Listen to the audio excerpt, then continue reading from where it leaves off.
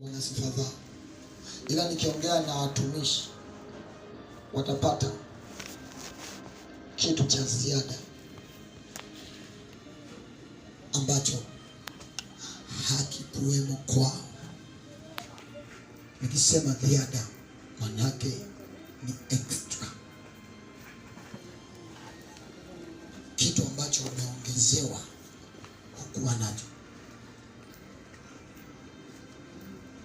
Wangapi mnaamini Mungu amewaleta kama watumishi wa Mungu?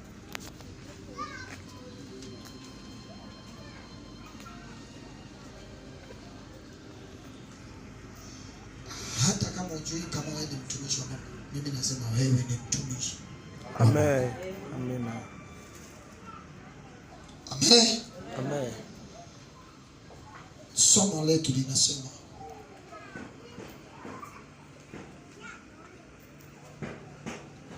misimamo ya kitumishi tunayotakiwa kuwa nayo nyakati hizi ili kujenga ufalme wa Mungu duniani. Naomba nisaidie watoto wanapiga kelele, alafu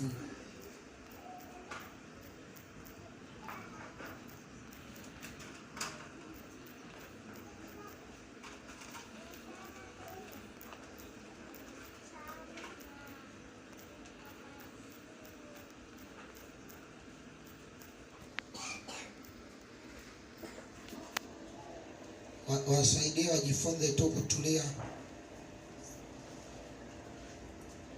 ili wapate kuhudumiwa na Bwana Yesu asifiwe. Amen. Misimamo ya kitumishi tunayotakiwa kuwa nayo katika nyakati hizi ili kujenga ufalme wa Mungu duniani.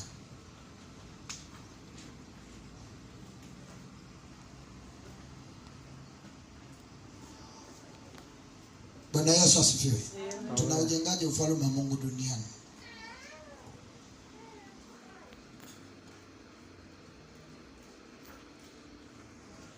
Moja ya kitu ambacho Mungu alikiweka ndani ya kila mtu aliyeko hapa na yule ambaye atakuja na yule ambaye atazaliwa, moja ya kitu alichokiweka ndani yako ni ufalme. Mimi naandika kwenye simu. Endelea. Ni nini? Ni ufalme. Nina copy mimi kwenye simu, kuna notebook. Ebrania 12 mstari wa 28. Taanza hapo.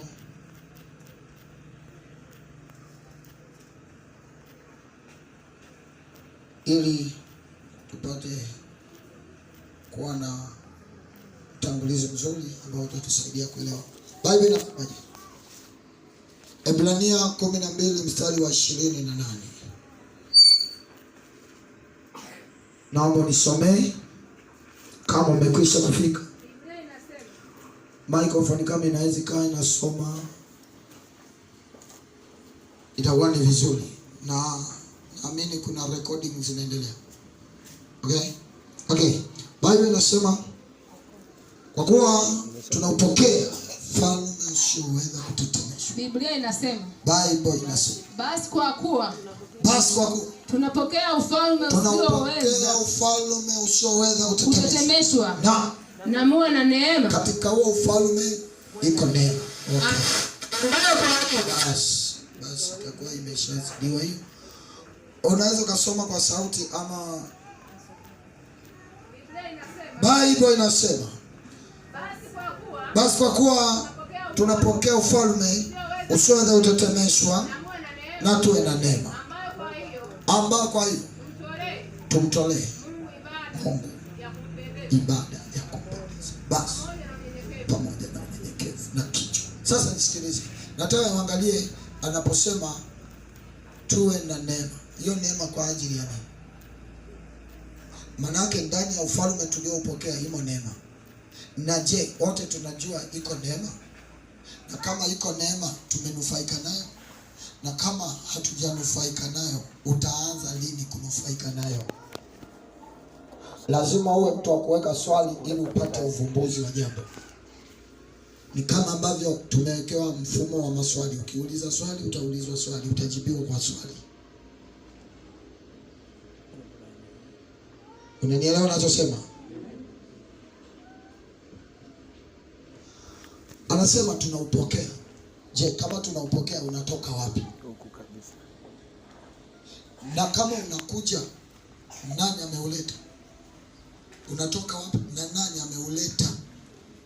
Hilo ni jambo muhimu sana kulielewa. Kwa sababu ukimwelewa anayekuletea huo ufalme, utamsamini pia. Lakini pia utaweza kumjali na kumpa mazingira ya yeye kuwa mheshimiwa. Bwana Yesu asifiwe. Bwana Yesu asifiwe. Haleluya. Ukisoma mstari Mwanzo 1:26, Biblia inasemaje? 26, 27 na 28. Biblia inasemaje? Tusome. Biblia inasema Mungu akasema, na tumfanye mtu kwa mfano wetu, kwa sura yetu, wakatawale. Ishia hapo kwanza. Nasema wakatawale.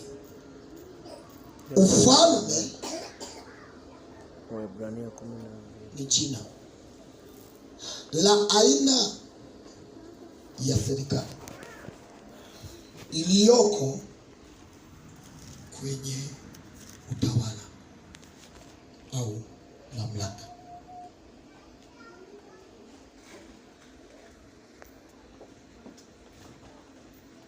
Ambayo huo mfumo wa kiutawala ama wa kiserikali unaamuliwa na sauti ya mwisho ya mtu mmoja anaitwa mfalme. Kwa hiyo ufalme hauwi kwa namna ya watu wengi, unakuwa kwa namna ya mtu mmoja mmoja. Bwana Yesu asifiwe. Amen. Haleluya. Amen. Iko hivi. Anaposema ili wakatawale, anatuonyesha mazingira ya utawala huo. Hajasema tu mkatawale akaishia hewani. Anasema mkatawale katika mazingira ambao amekwisha yaweka. Anasema mkatawale vya wapi? Angani. Katawale na wapi? Chini ya ardhi. Okay? Mkatawale vya chini ya maji. Tunasema juu ya nchi. Tunasema chini. Hapa ambapo umekaa ni ardhi. Nchi. Kama umekaa kwenye kiti kimetegemezwa na ardhi, ambapo ardhi ina ufalme wake. Anga lina ufalme wake. Chini ya maji kuna nini? Ufalme wake. Unaweza kukubali hiki ninachokisema? Cheki. Biblia inasema naye alipotupwa, yule joka Lucifer alikuja na nguvu ambayo Mungu alikuwa amemwekea tangu awali alipomuumba. Hakumnyang'anya. Mungu ana tabia, akikupa amekupa. Amen. Hakunyang'anya. Unaweza ukaendelea na kipawa kwa kuwa amekupa, ukakitumia tu vibaya na ukajua uko na Mungu, kumbe hauko na Mungu. Kinachotesa nyakati hizi ni watu wengi kujivuna au kuona wana kipawa wasiwe na Mungu, na wakajiaminisha wako na Mungu, hawana Mungu. Twende taratibu, utanielewa. Na hapo utagundua namna gani shetani anawatengeneza sasa hivi watumishi feki. Kuna feki, kuna false na kuna true. Sasa nikisema fake maana yake ni yule ambaye anaweza akaunda jambo na likaonekana la ukweli. Nawahi kwenda mjini kukuta mtu ameukunja huu mguu amekuwa kama kilema. Yeah. Na misaada anaipokea. Huyo anaitwa fake. Nikimwandaa Mgisha aje kama bubu, kwa jina la Yesu pana, sema baba, baba. Akitoka hapo mtaamini kabisa alikuwa bubu, kwa sababu nimemnunua kutoka wapi? Sehemu za Nyashimo ambako nini hamjui. Yes.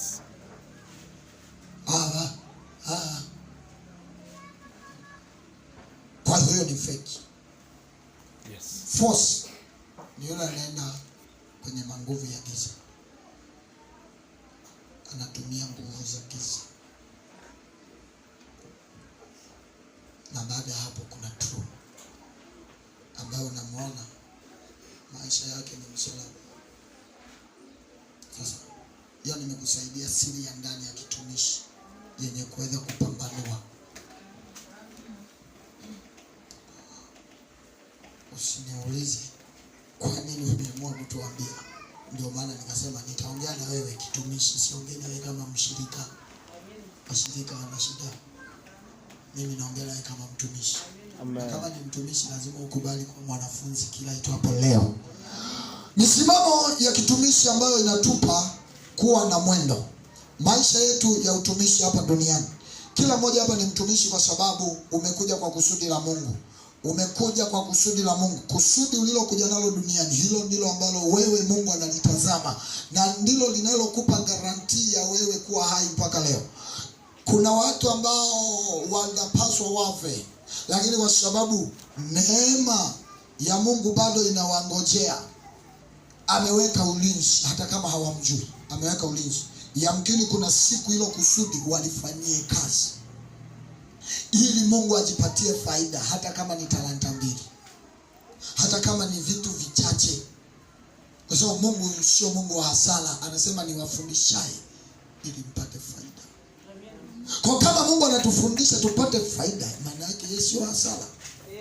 Na faida iko kwa mfanyabiashara, faida haipo kwa mtu ambaye amekaa chini. Faida iko kwa mfanyabiashara. Injili tuliyopewa, utumishi tuliopewa ni biashara. Kwa hiyo usiwakasirikie watu wa mataifa wanapokuambia dini imekuwa kama biashara. Ndio, ni biashara. Hawakuwa hawajui tu andiko. Yesu aliwaambia fanyeni biashara mpaka nijapo. Ni biashara. Lakini kwenye hiyo biashara kuna true, kuna false and there is a fake. Kuna watu ambao ni fake wameingia kuihusudu injili. Kwa hiyo kama wewe ni mtumishi wa Mungu, ni lazima ujue misimamo itakayo kusaidia kusonga mbele katika hilo kusudi ambalo Mungu amekupa. Kama hautajua misimamo hii, ninahitaji ya kibibilia, sio kama ya kwangu, ya kibibilia ikusaidie kusonga. Unaweza kuwa unasema mimi sijaitwa kama mtumishi. No. Hujaitwa kama mtumishi, umeitwa kama mtumishi. Umekuja kama mtumishi. Na nikisema umeitwa, maana yake nazungumzia haja ya Mungu ya wewe kukuumba na kukuleta hapa duniani. Ulikuja kwa kazi maalum. Haujaja kupoteza muda. Wale ambao umekuja kupoteza muda, pole. Kwa sababu haonaga mtu muda huu kama hujajigundua unaweza kuwa unapoteza muda. Lakini mimi nasema usipoteze muda, kwa sababu uko mahali ambapo unaweza kusaidika ukapata kugundua umekuja duniani kwa ajili ya nini. Kwa nini? Kwa sababu Roho Mtakatifu mwema anayetufundisha atakusaidia kujua, kupambanua kile ambacho unatakiwa kutembea nacho. Sasa katika utumishi kuna mwendo. Katika utumishi kuna nini? Kuna mwendo. Matendo ya Mitume 20:24. Raba shata raba kado shata rama mama. Soma. Matendo ya Mitume sura ya 24. Lakini siyahesabu maisha yangu kuwa kitu cha thamani kwangu kama kufanya nini? Kama kumaliza mwendo. Unaelewa? Huduma ile niliyoipokea. Muulize jirani yako, wewe umepokea huduma gani? Kuna huduma za upatanishi, kuna huduma za kujenga, kuna huduma pia za kubomoa. Kama kuna upatanishi, kuna kugawanya. Kama kuna kubomoa, kuna kujenga. Kama kuna kufukuza, kuna kukaribisha. Biblia imeweka wazi. So anasema ya kwamba kama ile huduma ya kufanyeje iliyoipokea.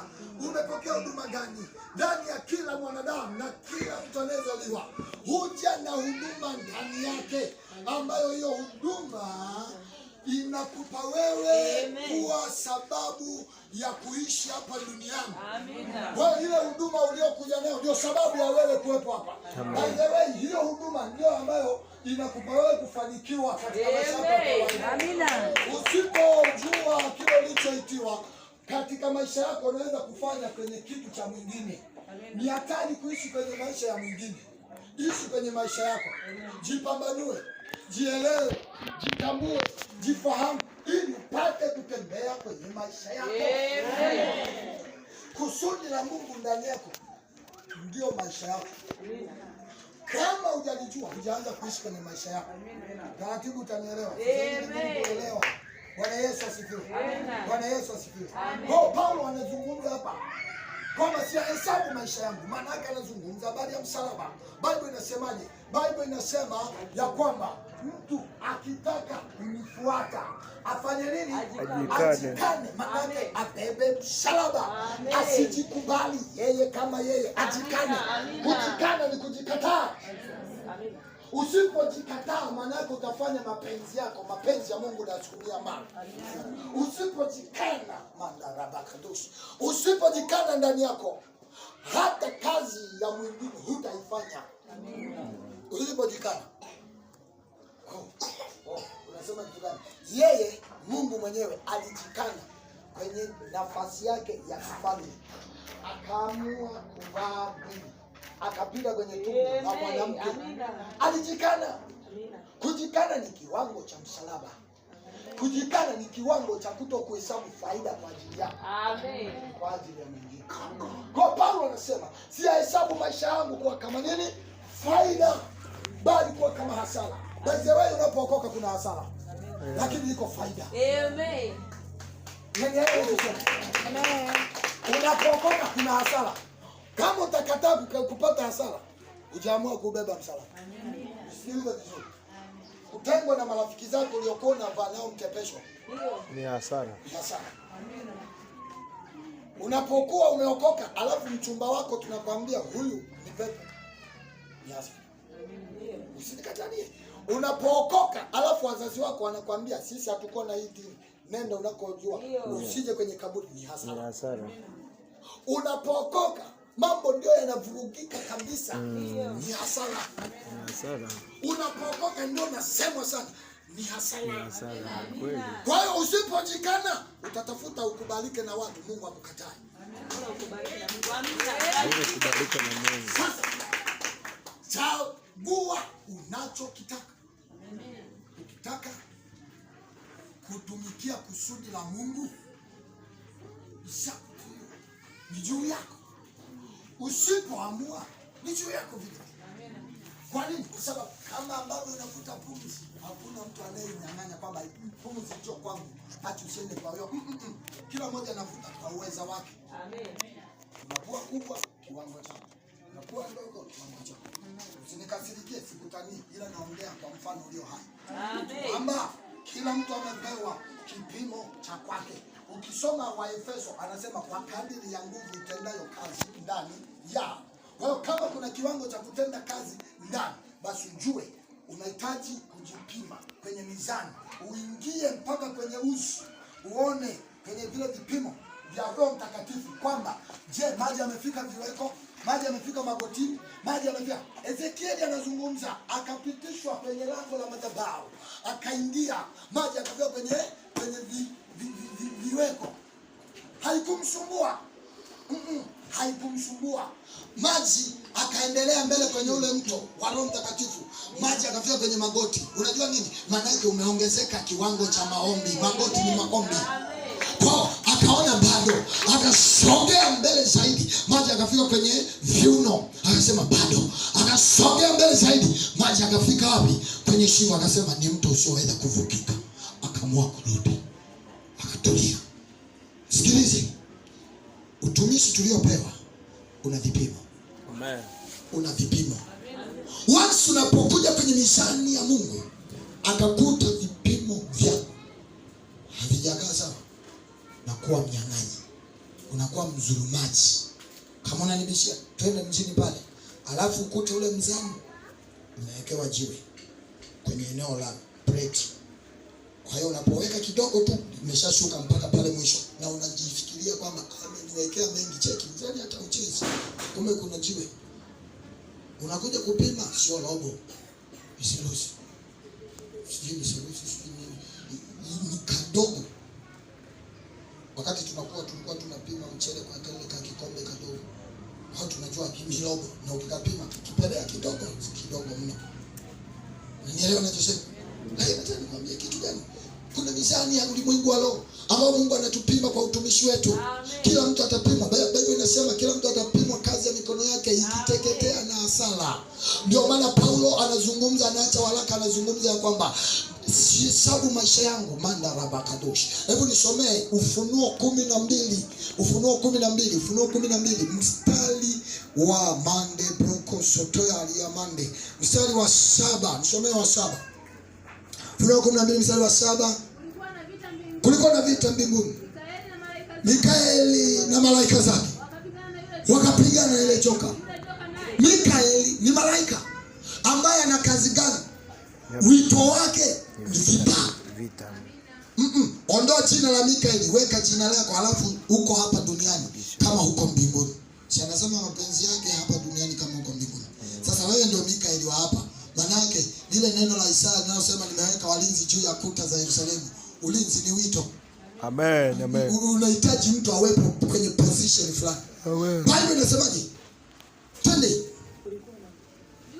Yule joka kapigana nao. Ndio. Na malaika zake. Nao, sikiliza, nao hawakushinda. Wala mahali pao, maana yake kwenye position yao, kwenye wito wao. Kwenye wito wao.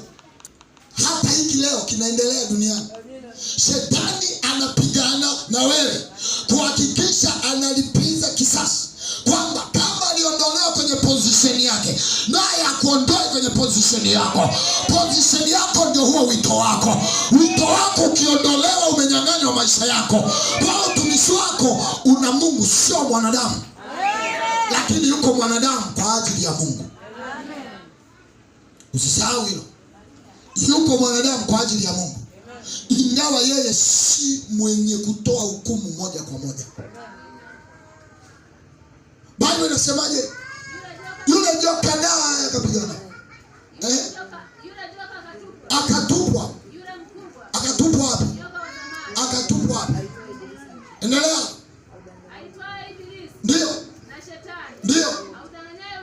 Audanganyaye. Kama audanganyaye ulimwengu wote, maana alitupa ulimwenguni. Audanganyaye ulimwengu, maana alitupa wapi? Ulimwenguni. Na alipotupa, Mungu akasemaje? Mungu akasema hivi, kwa sababu nimemwagizia huyu jamaa aende huko, kuna shida imetokea, inabidi nirudi. Alirudi kwa namna gani? Mpango mkakati wa Mungu kuokoa ulimwengu haukuanza tu Yesu alipofunuliwa. No. Ulianza tangu alipotupa joka kutoka mbinguni. Akasema, sasa kule duniani nimeshaweka watu tayari. Sasa wataishije? Sasa nisikilize, hii vita ni ya miaka na miaka. Kwa sababu wakati Adamu anaumbwa, nyoka si alikuwa kwenye bustani? Si alikuwa kwenye bustani? Anasema Bible inasema alikuwa mwelevu. By the way, shetani alikuwa mwelevu, Lucifer alikuwa mwelevu huko mbinguni. Na wewe inawezekana ukatafuta kipawa cha kuwa mwelevu. Tafuta kipawa hicho. Uwe mwelevu lakini usiingiwe na kiburi. Usinikatalie. Lazima ujue position yako. Hapa Bible inasema nao akatupa yule nani? Nyoka. Nao wakamtupa yule nyoka. Wakamtupa duniani. Alafu akatupa hata nchi. Na malaika zake. Hata wapi? Hata wapi? Hata nchi iko wapi? Nchi iko wapi? Walipoomba Baba utuondoe ulimwenguni, akasema hakuna mtu anayeondolewa ulimwenguni, ila ninaachilia nguvu ya kuwalinda na yule mwovu. Hello? Hello? Hatupwi mtu kuondolewa ulimwenguni, anabaki pale pale, ila Mungu ameachilia nguvu ya kukulinda na yule mwovu. Biblia inasemaje? Nikasikia sauti. Ndio. Ikisema sasa kumekuwa wokovu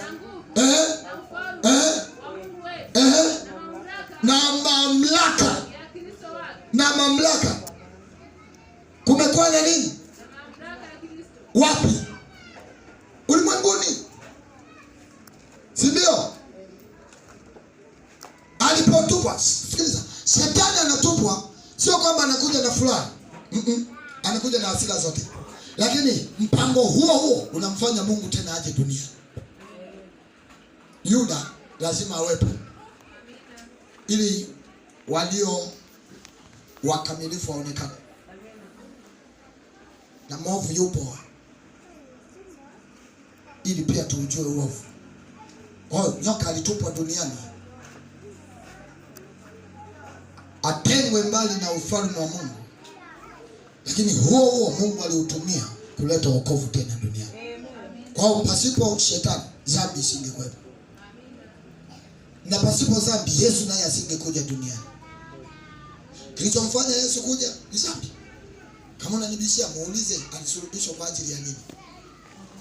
Wewe ukisoma huko atasema alitukana, alisababisha vurugu kwenye hekalu, lakini sio hivyo. Alisulubishwa kwa dhambi na makosa yetu. Biblia inasemaje? Kwa maana ametupwa chini. Mstaki. Huko mbinguni wanazungumza. Huko mbinguni wanazungumza mazungumzo haya kwamba adui aliyetupwa ni mshtaki. Kwa hiyo kazi ya kwanza ya shetani duniani sio magonjwa. Mashtaka. Na kama ni mashtaka, serikali. Na kama ni serikali, lazima wepo mtu mfalme kwenye hiyo serikali. Kama ni demokrasia, rais. Sina nielewa na kulisha chakula kigumu. Pole sana. Hii nazungumza habari ya utumishi uliopewa. Kwa hiyo Paulo anazungumza habari ya wito wake na utumishi wake, anasema kama kumaliza mwendo. Maana yake point yetu hapa, ndani yako lazima uwe na mwendo.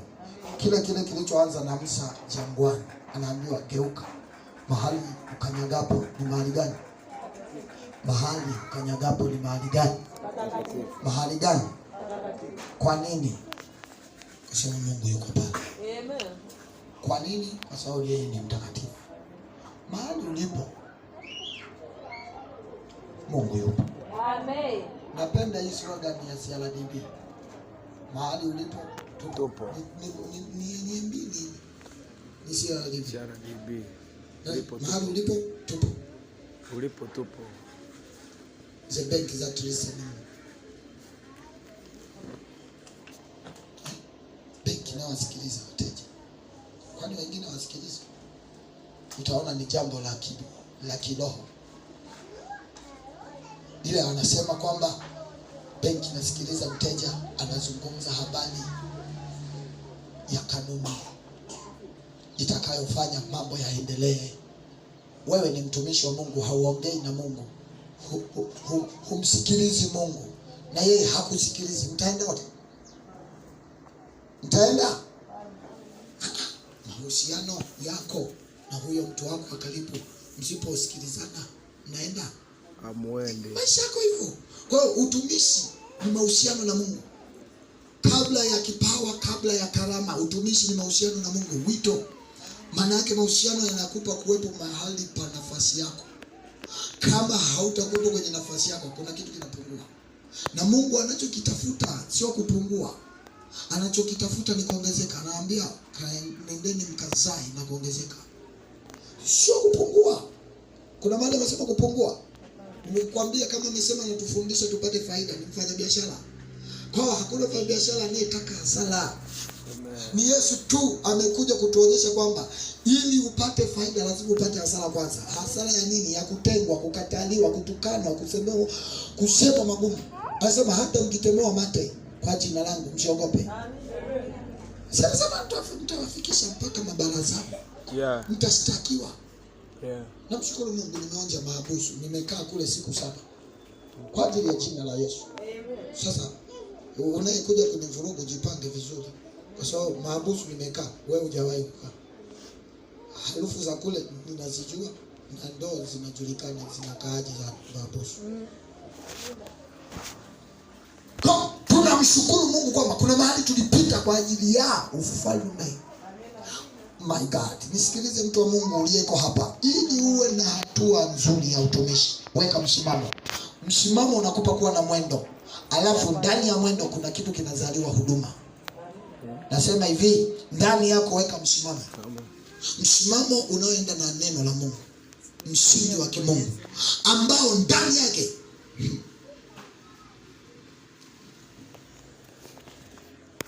kuna mwendo, alafu kuna zao huduma.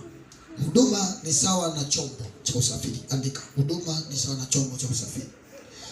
Huduma isipokuwa na watu kukiongoza ama kuongoza taasisi ama huduma hiyo, ujue huduma haitaenda. Anasema hivi, huduma kama chombo cha usafiri. Kama ni usafiri, kinasafirisha. Na kama kinasafirisha, kinamhitaji dereva. Na kama kuna dereva, anahitaji pia na gharama ya uchumi, kuweka mafuta, gharama ya uchumi kununua tairi, gharama ya uchumi kubadilisha oili. Sio, unanielewa? Gharama. Kwa hiyo kama huduma ni kama chombo ndani yako, hakikisha kuna namna mambo yanabadilika ndani yako. Usikubali kuwa vile vile. Gharama ya kwanza ni kubeba msalaba. Biblia imesema yeyote akitaka kunifuata abebe msalaba, ajikane. Haleluya. Andika, sababu maisha yako kuwa si kitu. Huo ni msimamo. Lazima uhesabu maisha yako kuwa si kitu. Lugha nyingine, maisha yako si kwa ajili yako. Maisha yako ni kwa ajili ya Kristo. Mwili ulionao ni chombo, si kwa ajili yako, ni kwa ajili ya Kristo. Nielewa ninachosema. Utanikubalia hata kwenye ndoa tumeambiwa mwili wa mwanaume si wa kwake, ni wa mke wake, na mwili wa mke wake sio wa kwake, ni wa mume. Utaelewa kwamba kile nilichokuona kizungumza jana, habari ya ndoa ni wito, maana yake position, haja. Sasa anasema hapa, hesabu maisha yako kuwa si kitu. Ukioa, hata kuvaa kwako kunaanza kubadilika kidogo. Ukiolewa, hata kula kwako pia kunabadilika. Ukiolewa, unatengana na ndugu zako, na ukioa unatengana na ndugu zako. Ni hasara. Ni huduma zile zile, ni hasara. Kwa sababu ulikuwa umezoea kuamka saa 2. Sasa umekuwa na majukumu na watoto wanaongezeka. Utafikiri utalala hadi saa 2. Ni ngumu sana. Hata tajiri akigundua kwamba utajiri nao ni wito, hata lala muda wote kama sisi. Tukipata kidogo tu tunaamka saa 4. Miswaki mirefu. Hapo tunatazama chai iko wapi. Mungu atusaidie sana. Nyakati hizi tunahitaji misimamo. Kuhesabu maisha yetu sio kitu. Nafundisha kiwalimu kidogo kidogo, utanielewa mbele kama hujanielewa bado. Ndani ya kuhesabu maisha yako si kitu, kuna kitu kinazaliwa ambacho kinaitwa gharama. Ndani yake kuna heshima lazima ya kwako iweke pembeni. Ndoa ya kwako isiwe sababu ya kuacha utumishi. Cheo isiwe sababu ya kuacha utumishi. Kitu chochote ulicho nacho ambacho kinakuwa kikwazo kwa ajili ya Mungu, kisiwe sababu, kiondoe. Utanikubalia? Anasema jicho likikukosesha fanya nini? Mkono ukikukosesha fanya nini? Mguu ukikukosesha fanya nini? Sasa utajiuliza, Mungu anataka tuende vilema mbinguni, tutapigaje makofi? Tutatembeaje kwenye ile bustani? Sasa utaona kwamba tena bado ya magoma hayo. Si kwamba haya si ya huko mbinguni, haya ni ya mwilini. Kuna mambo ambayo ulikuwa unafanya lazima yafe. Matendo yako. Jicho ni mtazamo wa ndani. Unaona nini? Lazima kuna vitu vife huko unakoona. Kuna mtu ananielewa vizuri? Kuna vitu lazima uache kuviona ili muone Mungu kwenye utumishi wako. Usijionee huruma. Msimamo mwingine, usijionee huruma unapoitwa na Yesu. Ndio nimeanza kueleza misimamo sasa. Msimamo wa kwanza ni kuhesabu maisha yako kuwa si kitu. Andika, itakusaidia mwanangu. Masomo haya yalitutengeneza na hata sasa yanatuimarisha. Na hata leo nami nakushirikisha hili jambo, kwamba lazima uondoe tabia ya kujionea huruma. Ukijionea huruma, Mungu hawezi kutembea. Mungu atembei na watu wanaojionea huruma. Kwa nini? Kwa sababu wengi wanaojionea huruma wanahitaji faraja ya mwanadamu. Wanaojionea huruma wanahitaji kubembelezwa. Wanaojionea huruma wanahitaji Mungu awapetipeti. But mtu aliyebeba msalaba, aliyejikana, hata kama kuna kitu kinakufa cha kwake, acha kife cha kwake, ila cha Mungu kiwe hai. Sio, unanielewa? Sio, unanielewa? Nisikilizeni sasa, walimu na watumishi na wainjilisti na mitume na manabii mnaokuja nyakati zile. Andikeni haya niwasaidia. Hakuna mafundisho mazuri ambayo naweza nikawapatia zaidi ya haya. Hakuna mafundisho mazuri. Hata uende Facebook, na Twitter na Instagram na YouTube, mafundisho ni yale yale. Amua tu kupiga hatua. Amua kubadilika. Nasema hivi, lazima usijionee huruma. Oh mama, sasa nitaenda kuhubiri kweli?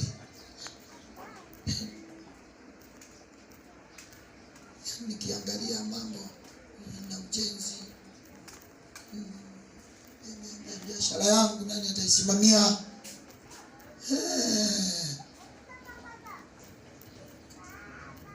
Sikiliza, mambo acha hata yaharibike kwa ajili ya Mungu. Mungu anajua kwamba atarudisha mara 7.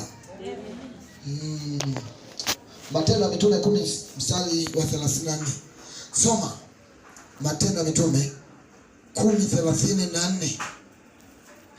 My God, my Lord, help me, Holy Spirit help me. Ninapofundisha haya, manake nafufua pia utumishi wa watu waliokuwa wameacha utumishi. Kuna watu mlikuwa wameacha utumishi. Rudi kwenye utumishi wako wa kile Mungu ameweka ndani yako.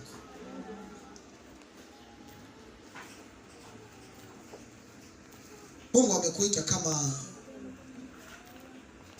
mchungaji, na ndani yako Mungu anakusemesha kabisa, wewe nimeweka neema ndani yako kwa ajili ya uchungaji. Unasema nimeona uchungaji unaleta shida. Kwanza maisha utoboi mapema. Wakati naongezeka na nilikuwa namwambia ni Mungu, sasa Mungu, mimi nikae mchungaji. Baba yangu tu alikuwa mwinjilisti, ila niliona makanisa yanavyotesa. Mimi nikae mchungaji na mimi kuongoza watu. Siku moja nimemtoroka utumishi wake, nikakimbia Bariadi huko na nilitilima kwenye mambo ya ustawi wa jamii. Unajua nilikufa ila nikawa hai. Amen. Wewe jiulize, kama unanibishia, jaribu tu siku na wewe umgomee Mungu alafu aanze kuikata pumzi. Unatubu haraka mno. Nimelala naona nyoka mkubwa anaongea. Nilikuwa karibu na Dambosh. Anaongea. Ghafla nashtuka, namwambia Bwana nirehemu. Najua nilitoroka utumishi naenda. Maana saa ile namuona nyoka anaongea ndio pumzi zinaondoka. Ndani yangu. Ila niwaambia nilikula hela kidogo ya serikali mara moja. Niliamua kuachia hapo. Kwa nini? Kwa sababu niliona nakufa. Na Mungu ananiambia unafikiria nimekuleta huko? Sikiliza, kuna mambo unaweza kuyaingia yakawa inafuruga mambo yako. Usiseme haya niliyoyaingia ni mabaya, ni mazuri ila sio ya kwako. Kwa hiyo ya kwako yako mahali umeyaacha, yarudie na huko ndiko Mungu utamkuta. Amen. Unielewa? Biblia inasemaje? Matendo ya Mitume 10:34. 10:34. Petro akafungua nini? Kinywa chake. Akasema, hakika natambua ya kuwa Mungu hana upendeleo. Kuna watu wanasema, yaani apostle amepewa neema, amependelewa. Hakuna aliyependelewa. Ni kweli Mungu hana upendeleo, lakini neema yake ndio inakupa wewe kwa kuna upendeleo.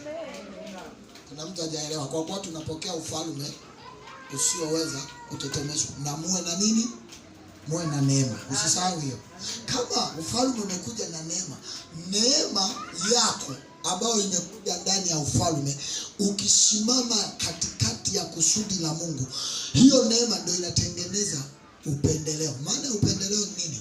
Mwingine apate, mwingine akose. Mwingine awe na kidogo, mwingine awe na kingi. Neema. Kwa kadri unavyopambana uijue neema iliyomo ndani yako, Mungu anaanza kukufundisha. Na anapokufundisha anaanza na kukupa maelekezo ya hiyo neema. Kwamba kwa neema yako hii, kwenye hapa simama hivi, kwenye hii simama hivi, hapa fanya hivi. Amen. Itakusaidia. Kama unanibishia, nenda kwa watu wa serikali wanapokuwa wameajiriwa kwa mara ya kwanza kwenye kazi. Huwa wanaitwa kwenye semina ya kuwezeshwa. Hata na mimi niliitwa Morogoro. Tukaenda, si unakumbuka? Tulienda kupewa semina, tukatoka na laki 4 zetu. Nikala hela ya serikali. Sasa sikutamishi neema, nakwambia tu habari ya nini? Ya neema. Kodi yako nilikula kidogo, sinikasirikie. Kwa hiyo Mungu naye anawataka watu wake na watumishi wake waje karibu, awafundishe ile neema ikawasaidie panuka. Amen. Lakini neema hiyo wewe kaifukie chini kama ile talanta ya yule jamaa. Mungu atakapokuja atakudai. Na atakapokudai utasema, wewe Mungu najua unakusanya pasipo kutawanya, na unavuna mahali ambapo hujapanda. Hiyo ni akili ya kitoto na ni ya kipumbavu. Kwa sababu Mungu aliyekupa hata hiyo pumzi, amen, ana kusudi. Huyu jamaa anasema wewe unakusanya mahali ambapo hujatawanya. Hiyo moja alipata wapi kama hakukutana nao kwenye kugawanya? Hapo sasa. Au kutawanya. Usinikatalie, anasema hivi, yule aliyenacho huongezewa. Maana yake kinachokupa wewe uongezewe neema ya Mungu ama mafuta ya Roho Mtakatifu ndani yako ni ile kazi, ile neema ambayo Mungu ameiweka ndani yako. Kwa unapoanza kuifanyia kazi ile neema, unapoanza kufanya, Mungu anakusogeza, sijui nitumie lugha gani, anakuchukua kwa namna nyingine ambao wengine walionao hiyo neema wametulia nayo, hawataki ifanye kazi. Kwa huyu mmoja alipewa neema, lakini akaona wivu kwa mbona wengine wamepewa 2, mimi nimepewa 1. Mungu alikuwa anatupa mfano huo ili tujue ya kwamba hata aliyepewa 1 bado ana kitu ndani yake ya kufanya kwenye hicho kimoja. Amen. Sio kuna mtu ananielewa? Alipokupa 2, anajua wewe ni mtu ambaye ni gospel machine. Kwa hata tulia tu hivi, lazima aachilie vitu tabo ndani yako. Na ndio maana unaweza kukuta mtu anasimama kama mhubiri, muda mwingine unamkuta ni mwimbaji, unamkuta kama mtu wa nini, wa biashara, muda huo unamkuta kama mtu wa nini, wa injili tena. Nini? Mungu ameweka vitu hivyo ili vikutusaidie duniani hapa. Mafanikio ya hapa duniani ya hapa sio mbinguni, ila yanahusika na mambo ya kimbingu. Usinikatalie. Kwa mfano, mafanikio ya kuolewa na kuoa duniani ni kweli, ni hapa duniani. Huko mbinguni utakapoenda hakuna kuoa wala kuolewa. Lakini kuna kazi gani ama kuna ajenda gani ndani ya ndoa hiyo ambayo mbinguni hakuna kuoa, huko hakuna kuolewa? Lakini Mungu anasema alichokipatanisha Mungu mwanadamu asikitengue. Alikuwa na maana gani? Wito aliyoweka, haja ya moyo wake ndani ya hiyo ndoa, ama haja ya utumishi aliyoweka ndani yako, haja yake ni nini? Ufalme wake ujengwe duniani. Sasa wewe chezea neema uliyopewa, alafu ukingoja kwamba kuna wakati utafanya. Huwezi ukaichezea neema. Nisikilize vizuri. Wengi tunajifariji kwamba kuna wakati nitafanya. Wakati unasema kuna wakati wa kufanya, jipime. Ni Roho Mungu anaongea, amekuhakikishia. Lakini kama unaongea wewe mwenyewe, maana yake hata Roho Mungu hajaongea. Na kama hajaongea, inawezekana hujui. Kwa hiyo huwezi ukaujua muda wa kufanya wakati Roho wa Mungu ambaye ndio anakuwezesha kwenye kuyafanya humjui. Nimeongea mafumbo. Na maanisha hivi, kama hutajua wakati wa kufanya, hutajua na yule aliyepewa kukuwezesha kufanya. Kwa sababu anaweza akaja kwa muda wake, mbingu zinasema huu ni wakati wako, ila kwa sababu hujui majira ya kujiliwa, kama wana wa Israeli walivyokuwa hawajui majira ya kujiliwa, wakajikuta neema ya Mungu inawaja. Sasa nisikilize, neema ya Mungu haina upendeleo, lakini neema hiyo inakutofautisha. Filipi 8:7, mambo yale yaliyokuwa faida tuliyafanya nini? Wa Filipi sura ya 8:7. Shata rapakato shata. Tenda laka na dakika chache zinabaki hapa. Shipeli moza vadajea. Jende breketea. Soma.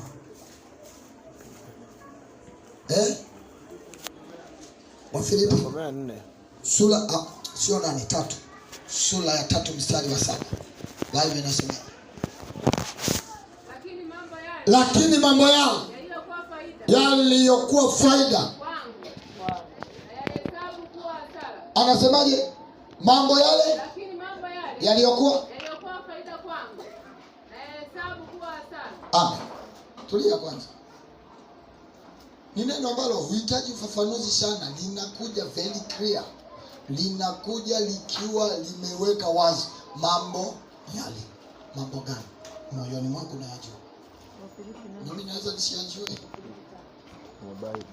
Unanielewa? Ukienda kwa wazee wa zamani wanakuambia kuoa watu wengi ilikuwa ni faida. Lakini Kristo anakuja anawaambia sasa, sikiliza hivi. Kuanzia sasa mke ni mmoja. Wakasema tuambie haya mambo. Kama nikatalia soma vizuri, walimwambia ikiwa mambo haya yako namna hii, kuoa wao kuolewa hakufai. Unajua kwa nini walimwambia hivyo? Walikuwa wanataka waendelee na maisha yao wanayoyataka. Lakini Paulo akawanyoshea kidole akamwambia, kwenu nimesikia kuna shida hii, na kwa sababu hiyo fanyeni hivi. Yesu vile vile walimuuliza, tuambie, Musa alituambia kwamba kuna talaka. Wewe unasemaje? Walikuwa wanamuuliza. akawaambia hivi, Musa aliwaambia hivyo kwa sababu ya ugumu wa nini? Wa mioyo yenu. Kwa akaona isiwe tabu. Akawaambia hivi, haikuwa hivyo tangu mwanzo. Kama haikuwa hivyo tangu mwanzo, huko mwanzo kulikuwaje? Tamani sana kujua mwanzo wako, hutadharau unakoenda. Amen. Kwa sababu unakotoka ni pagumu zaidi, unakoenda ni pazuri zaidi. Tabu uliyopitia nyuma ni kubwa zaidi kuliko ulikobakiza. Hayo, jipe moyo, songa mbele, endelea mbele, endelea mbele, endelea mbele. Niangalie ni watu wa Mungu, kumsikilizeni kwa makini. Leo nafundisha kwa roho ya upole. Amina. Nasema hivi, jitahidi kujua ulitoka wapi. Kwa sababu usipojua ulitoka wapi, ni rahisi kurudi ulikotoka. Amina. Narudia, jitahidi kugundua ni wapi ulikotoka. Na nikisema hivyo sizungumzi tu, nazungumza habari ya Kristo. Alikupata wapi? Kama alikupata kwenye shida, usikubali urudi kwenye shida.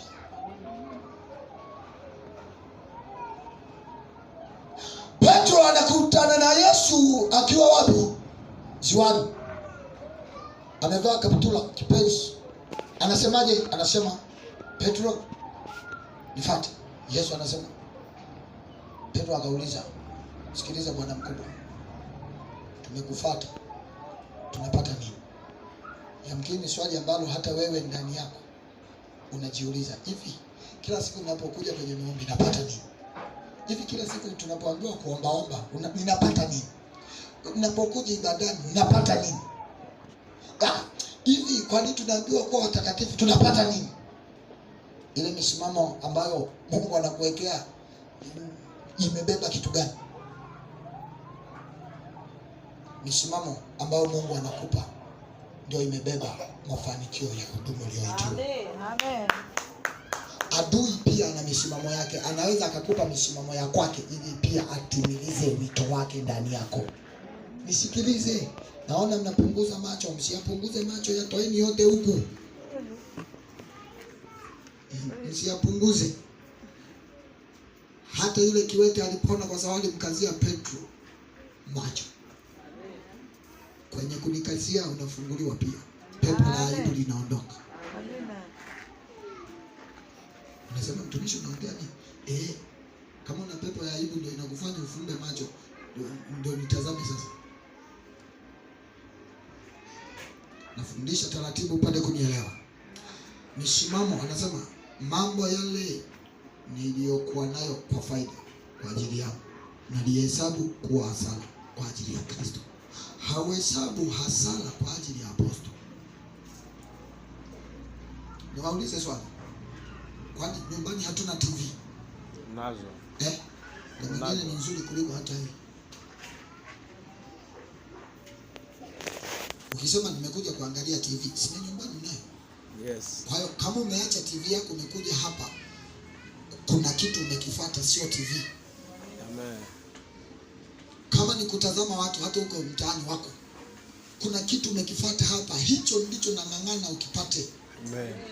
Amen. Lakini shetani alivyo muongo anaweza kuwa anakupitishia mpaka na usingizi sasa hivi uendelee kusinzia na unajifariji kwamba nimeenda ibadani. Umekuja kupoteza muda na unapata hasara isiyokuwa na faida. Si bora upate hasara yenye faida. Kuna hasara ambayo inakupa faida. Bali unasema nalihesabu kuwa hasara kwa ajili ya Kristo. Maana yake hasara yake ilikuwa ni faida ya kupata huyo Kristo ndani yake. Tumempata Kristo, basi huyo Kristo ameingia na kitu gani? Anasema na uwezo wa kifalme ulikuwa wapi? Begani mwake. Aliingia nao au aliuacha nje? Angalia ndani ya moyo wako, kama aliingia yeye, kama yeye akauacha uwezo wa ufalme nje, aliingia sio Yesu, aliingia kopi. Semeni amen. Amen. Au niende kwenye kiinjilisti zaidi. Naona pepo anakataa haya mafundisho. Nisikilize, pepo. Nisikilize. Lazima watu hawa wafunguliwe kwa neno. Amen, amen. Kama Yesu alikuja na ufalme wake, uwezo wa kifalme begani, alipoingia ndani yako, ulibaki nje au aliingia nao? aliingia nao. Kama aliingia nao, basi wewe si wa kawaida, kwa sababu hakuna mfalme wa kawaida. Mfalme ana majeshi, ana ulinzi. Ndio maana tunalindwa na nguvu za Mungu kwa njia ya imani. Kitu ambacho ameingia nacho ndani yako ni pamoja na silaha. Unanielewa ninachosema? Unanielewa ninachosema? Amen. Tunza sana kile ulicho nacho, mwingine asikutolee. Huyo mwingine na shida, sio mimi. Ukiniona nimekuja na nikakushawishi mpaka ukafanikiwa kukiacha, ujue sio mimi, ni shetani ndani yangu. Kwa hiyo nilikuwa shetani. Msinikasirikie. Petro anaambiwa rudi nyuma, shetani. Ukikwazo. Nani aliye kikwazo chako? Ndani ya nani? Ndani ya Petro. Petro ni wewe. Petro ni wewe. Hata usipojigia Petro ni wewe, shetani anaweza akakuingia na ukafanya mambo ambayo yanaushinda ulimwengu. Yaani ukafanya kitu ambacho hakijawahi kuonekana sijui ulimwenguni. Sasa hakuna kitu ulimwenguni. Vyote ni vile vile. Kuna kitu kipya duniani? Hakuna. Lakini kimekuwa kipya kwako kwa kuwa hukukutana nacho. Ila kipo duniani kwa wengine. Ila hivi, wakati naanza kujua mambo ya kinabii, nikawa naona mtumishi wa Mungu anaamuru. Kwanza sio kwa kuona. Nilianza kumsikiliza wakati wa kina Moses Kulola, wanapanda wanachemka sana injili. Ilikuwa 2005.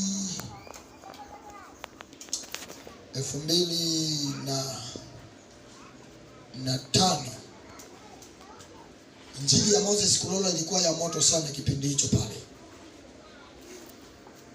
Wakati ndio naanza kumsikia.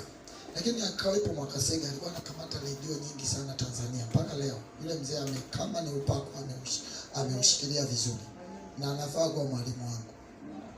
Anaushikilia kwa sababu watumishi wengine wanakuja ghafla wanapotea. Hatuwaoni tena. Lakini yule mzee tangu miaka ile naona anaongezeka. Maana yake kuna siku ambayo inatakiwa tujifunze kwake.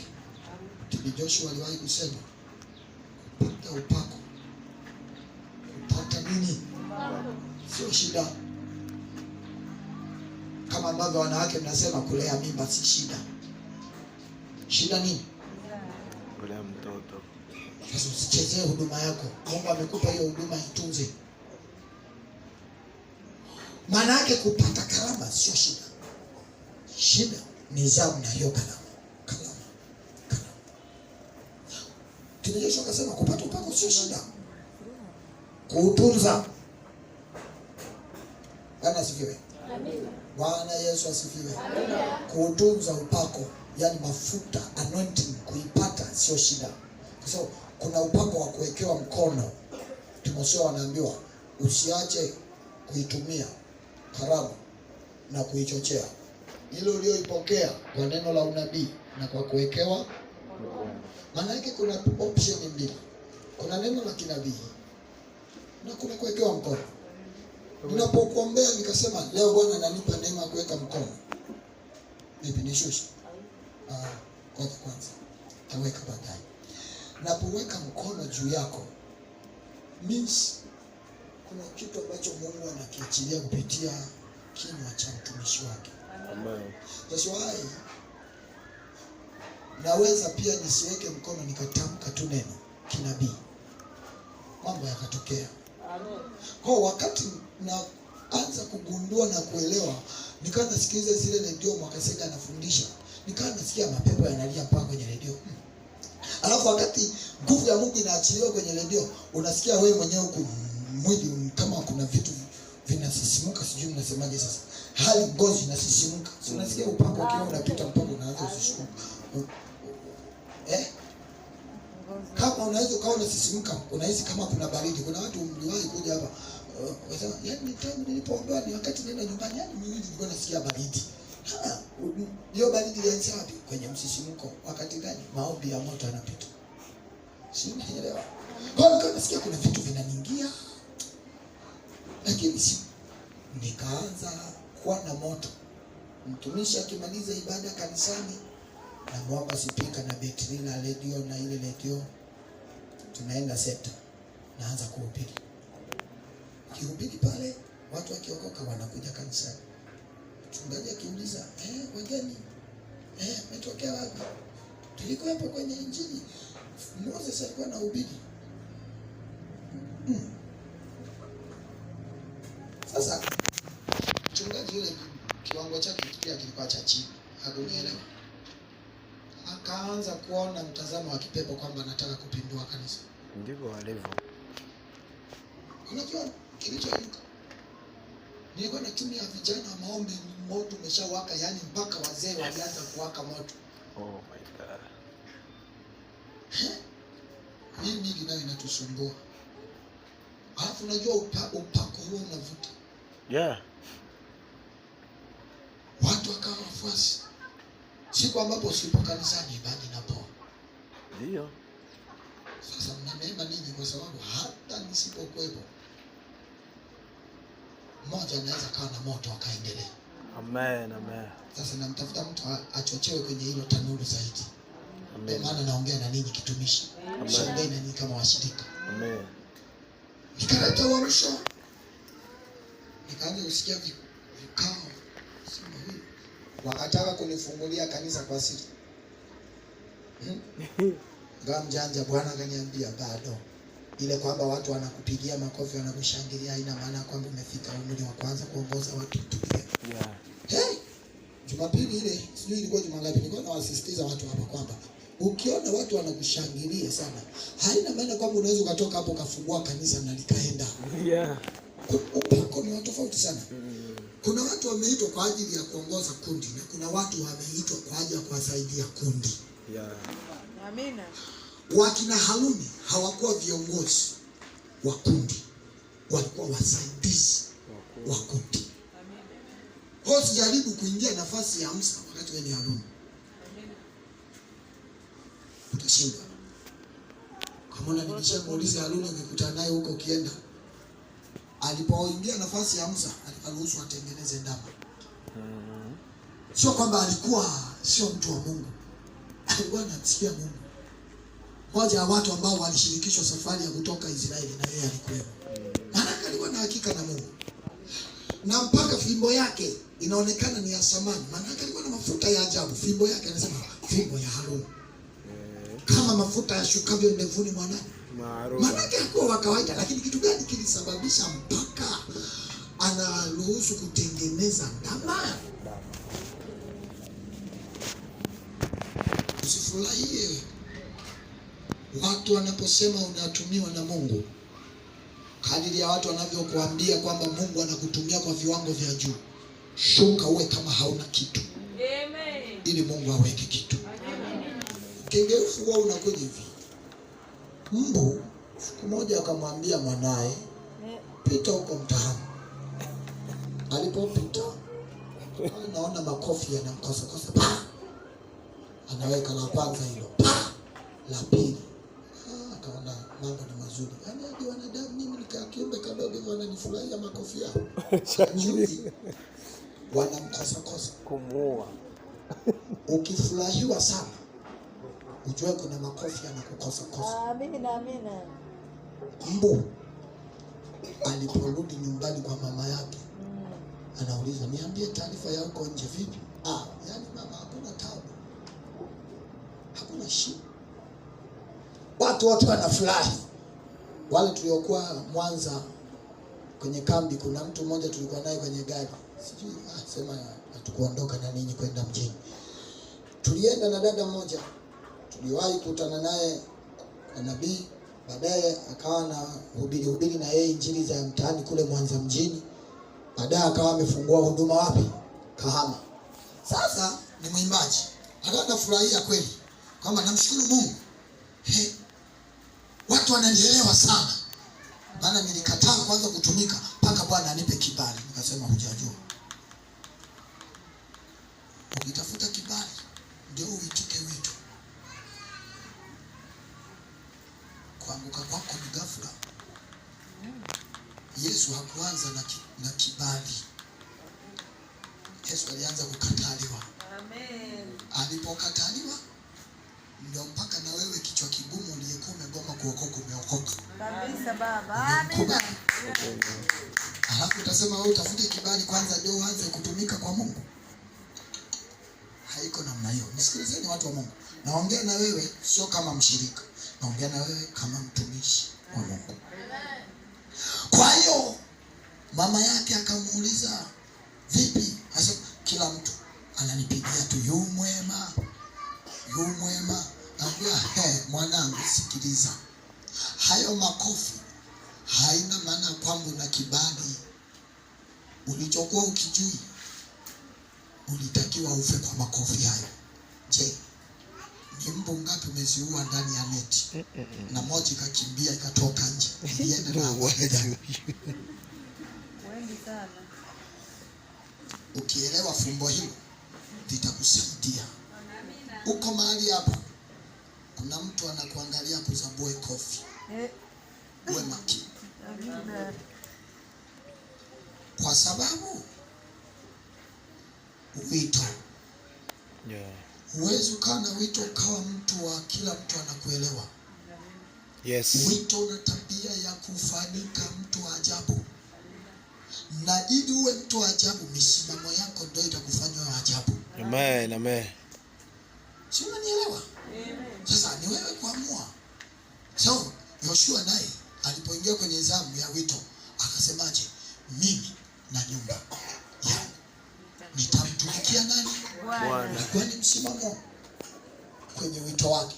Kwamba mkikataa haina maana kwamba mimi nitaenda njia yenu. Hata mkikubali haina maana kwamba nitawasikiliza sana nini. Nitamsikiliza aliyeniita. Ndio maana hakwenda kwa watu kuwauliza, "Eti jamani, mnasemaje, mnanipigia kura kwamba niwe kiongozi wenu?" Ilikuwa ni agenda ya Mungu na yeye. Akamwambia, "Kama nilivyotembea na Musa ndivyo takavyotembea na wewe." Msikilize mwana wa Mungu. Kama ambavyo Mungu alitembea na watumishi wa Mungu wengine, ndivyo atakavyoweza kutembea na mimi. Lakini na wewe kwako pia. Usivunjike moyo. Nakumbuka wakati naanza kuhubiri mimi. Nilianza kuhubiri, alafu Mungu ni wa ajabu. Unajua injili ya mwisho ya kwanza ambayo nilianza kupewa kanisani kuhubiri. Ya kwanza kabisa baada ya ubatizo wa maji mengi. Jamani, wokovu wa zamani ulikuwa na raha. Yaani hata ubatizo, tulipobatizwa kulikuwa na mabadiliko. Lakini ajabu ya leo watu wengi mmebatizwa hapa, mabadiliko yalikuja baada ya kupigwa mijeledi na Mungu tena. Ubatizo ulipoingia ndani yangu nikapata kibali. Nikaambiwa leo kwenye mtumishi tuna zamu za kuhubiri. Mhubiri wa kwanza Moses. Akasema, mimi sijawahi kuhubiri hata mara moja. Hiyo ilikuwa 2000 na ngapi? Na 5. Kwenye huo mwaka ndio kulikuwa na mambo makubwa sana. Sasa ndio ubatizo, ndio kuanza kuhubiri. Kwa nikiwa kwenye mkesha nikaambiwa leo tuna wahubiri mbalimbali. Jamani, tuirudisheni mikesha. Mikesha nyakati hizi sijui ikoje. Sijui, ndio maana hapa mimi nashindwa kuwe. Lakini Mungu anisaidie. Ila nimewaza na nimeomba na nitaendelea kwamba Mungu atupe watu. Malizia sasa. Umesemaje mama bana? Sema amen. Sasa nisikilize. Mungu anataka atupate sisi ili atusaidie kuwafikia wengine ambao hawajafikiwa. Ndio maana naongea na wewe kitumishi, utakapotoka hapa hautaenda kama muumini wa kanisa lile. Utaenda kama mtumishi wa kanisa lile ili kwamba umpate mwingine umlete kwa Yesu. Amen, amen. Pigeni makofi yenye uhai, sio kama ya kumkosa mbu. Hapo nampata Yesu mwenyewe. Sasa nikafungua. Najua sasa popote utakapoangukia ile kwamba hujui hata Biblia hivi. Nikajitahidi kujikunja baada ya kusikia leo na ubiri. Nikaenda nikafungua. Nasema mbona yote siyaelewi. nikakutana na kamstari kamoja wa Efeso 6 mstari wa kwanza. Ni watoto wadogo watiini wazazi wenu. Nasema leo watoto wote watakula cha moto. Hata nilikuwa sina mahubiri mengi na mafunuo. Umesikia kwa mfano kama wewe, mfano nilioutoa wa kwanza na mkumbuka, nikamnyanyua kijana. Unaona kama wewe wazazi wako kila wakati wakikutuma maji mpaka uzunguke kona ndio ukafate. Huko ni kuto kutii. Ndio mifano yangu ya kwanza. Nilikuwa sijui kuhubiri, ila nimechaguliwa na mtu mzuri. Nisikilize. Kama wewe utagundua hii siri itakufanikisha. Mtu mzuri sio yule anayejifanya anaelewa alafu ukimwambia fanya hafanyi. Mtu mzuri ni yule ambaye ukimwambia fanya anafanya hata kama hana uhakika kwamba anachokifanya ni sahihi. Kwa lugha nyingine, huwa ninapima uwezo wa watoto. Watu wa saikolojia mnanielewa. Mtoto yupi ni mzuri? Yule ambaye unamwambia fanya kama ndio umemchoma sindano. Hapo na mwingine anambia fanya. Unaona yaani ule ujasiri tayari ameshatamka, amefanya kila huyo ni mzuri. Petro alipendwa na Yesu si kwa sababu alikuwa na moto. Kumbuka, alipoona Yesu amesulubishwa, alirudi wapi? Ziwani, kwenye makokoro. Alirudi kwenye kokoro. Mwambia jamaa zangu, mambo ni vipi? Mwambia ni shega. Nimerudi, jamaa amesulubishwa. Na wewe unafanyaje huku? Sasa mimi nitaendeleaje? Hakuna miujiza tena na wewe. Yesu atarudi, akuta wewe, kwani ulienda huko? Bwana nisamehe. Lakini kwa nini alipendwa na Yesu? Kihelehele cha kufanya. Hata na mimi nilipokuwa kwa babangu wa kiroho kule Mwanza, msikilize, alikuwa akisema nani yuko vizuri hata wakati wa deliverance. Najua kabisa kwenye maombi nilitoroka, nimekuja mwishoni. Kwa hata kuomba kwangu ndani niliomba tu juu sikuwa vizuri. Ila ule ujasiri ninapouvaa, unaona kuna nguvu tena inaniingia. Nikagundua. Ndio maana alisema kikaribieni kiti cha rehema na neema, si kwa uoga, kwa ujasiri. Ni kweli umeanguka, umekosea, ni kweli, rudi kwa ujasiri. Mwambie shetani, mimi sio maisha haya. Ni kweli nimeanguka, lakini sio maisha haya, naamua kuwa maisha haya. Amen. Yesu anapenda hivyo. Nikaona kumbe siri ni ujasiri. Amen. Hata msipoitikia amen, mimi naamini ujasiri ni silaha. Amen. Na hapa nitaukaza ujasiri mpaka tuelewane. Kwa sababu shetani na wachawi wa Lukungu walikusudia mabaya, kwamba sasa kile kilichokuwa kimetabiriwa kule makanisani kwamba ameenda Lukungu, tutamuona. Kuna vibibi nilivikuta vinaongea vipumbavu kabisa vile. Sema kumbe mjanijua. Nitaomba mpaka kama kifua kinatoka damu itatoka sawa, lakini lazima niombe Lukungu itasimamishwa na Bwana. Amen. Mpaka leo hakuna wa kutuondoa hapa. Amen. Sio nini? Amen. Simamo. Bwana mpiga hatua kidogo. Lakini naamini kuna kitu napata. Watumishi wa Mungu, si ndio? Amen. Jambo lingine, lazima ujue aliyekuita. Jua aliyekuita. Ninaliweka kama msimamo hili neno ili upate kutembea. Kwa sababu huwezi kuwa na msimamo kama hujamjua yule aliyekuita kwenye huo wito. Kama apostol alikuita, kuna wakati akikuchokoza utamkasirikia, utamwacha. Ila kama Mungu amekuita, hata watu wasemeji, kusudi la Mungu litaendelea. Itikeni amen. Unaposema amen inaumbika kwako, wala usiseme kwa sababu mimi nimesema. Hiyo ni kwa ajili yako wewe ndani yako.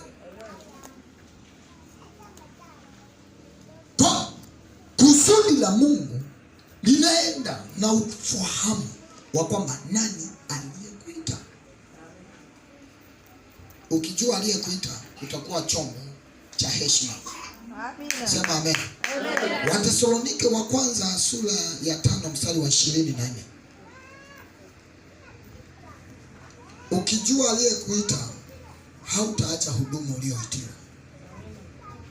Hata hapa wanawaambia mara nyingi, kama Mungu amekupa kuwa kiongozi kwenye nafasi, niangalie mimi ambaye nimekuwa sababu ya kukuamini utumike kwenye nafasi. Ukiwasikiliza wengine utachemka. Nisikilize kiongozi wako. Kampuni hata iwe na wafanyakazi 100, wana mtu huyo meneja. Wathesalonike wa kwanza sura ya 5 mstari wa 24. Biblia inasemaje? Wathesalonike wa kwanza sura ya 5 mstari wa 24. Soma. Si kitabu ambacho kinasomwa na watu wengi mara nyingi. Ni kama kitabu kilichosahaulika hivi, kwa sababu ya nature tuliyoizoea, vita. Biblia inasemaje? Sikiliza, yeye ni mwaminifu ambaye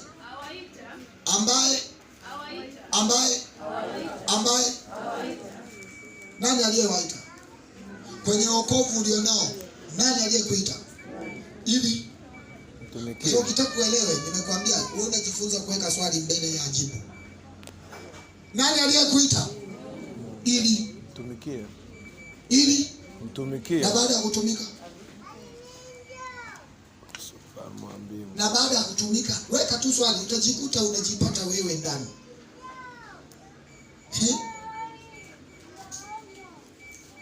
Kwa nini ulioa? Sasa hivi ukishapata familia, furahia matunda ya familia. Nimekwambia swali utengeneza kitu kizuri sana. Kwa hiyo usiogope hata watu wanapokujibu kwa maswali. Wanataka uelewe unayeongea naye ni nani na amekaaje. Maswali yanayokusaidia kujua huyo mtu ni wa namna gani. Unafikiria Mungu Yesu alipokuwa anapambana na vichwa vile vigumu, sio kwamba vilikuwa havijui ni yeye ni mwana wa Mungu, vilikuwa vinajua, ila vilikuwa vinataka kumchallenge pia na yeye atambue kwamba amekuja kwa watu gani, kwamba amekuja kwa watu wenye shingo ngumu.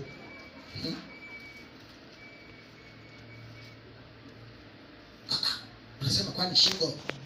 Kwa nini Biblia imesema shingo ngumu? Shingo ndio inakupa rotation. Bwana Yesu asifiwe. Amen. Shingo ndio inakupa mzunguko. Kama unanikatalia na kuombea neema ya Mungu sasa eti shingo hii igome kugeuka,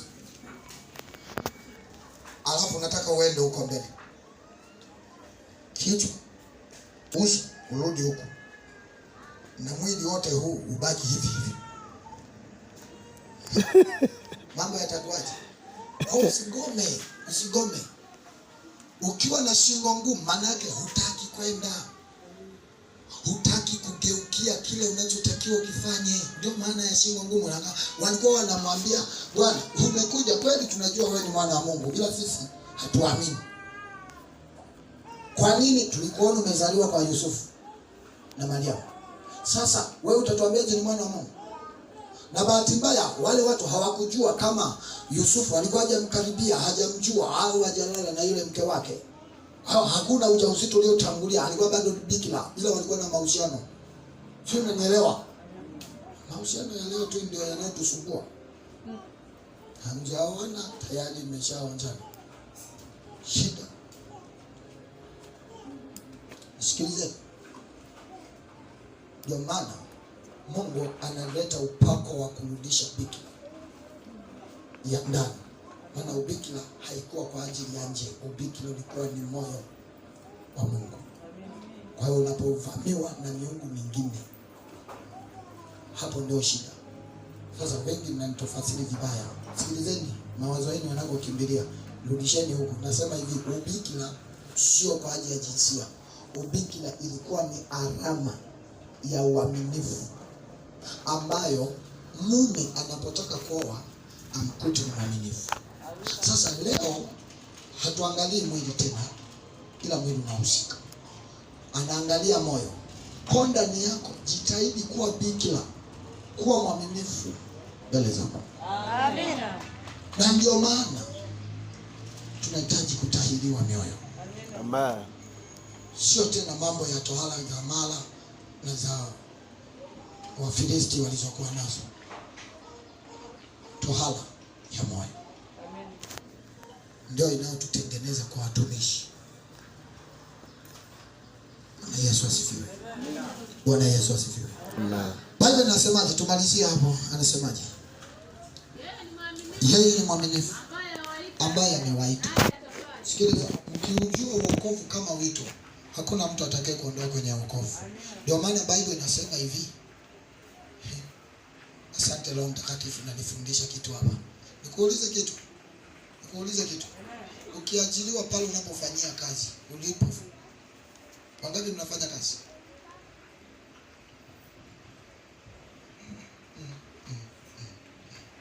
Wangapi mmeajiliwa mnafanya kazi mahali chini ya uongozi wao? Nyosha mkono. Wow. Kumbe nina kanisa la matajiri. Wangapi mmejiajiri? Nyosha. Sawa. Unaona wale watu walioajiriwa mahali hawamsikilizi mwingine tofauti na mkuu wao,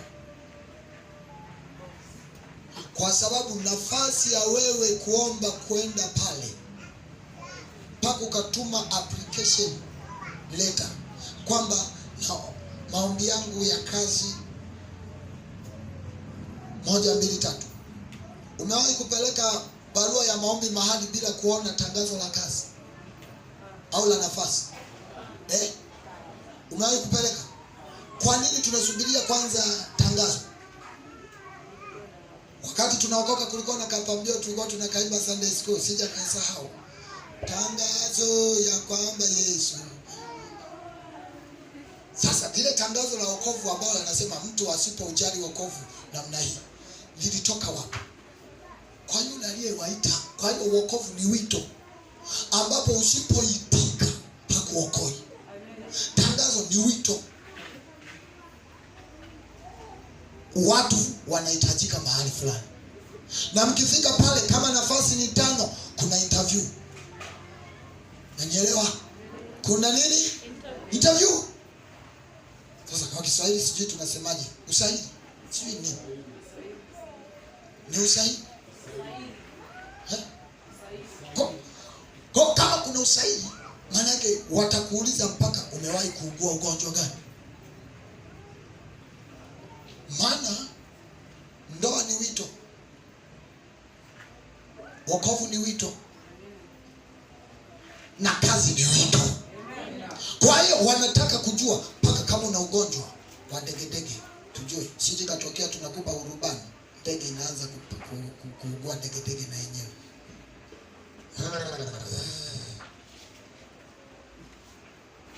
Kama una homa ya kipindi, tujue kipindi gani hautarusha ndege.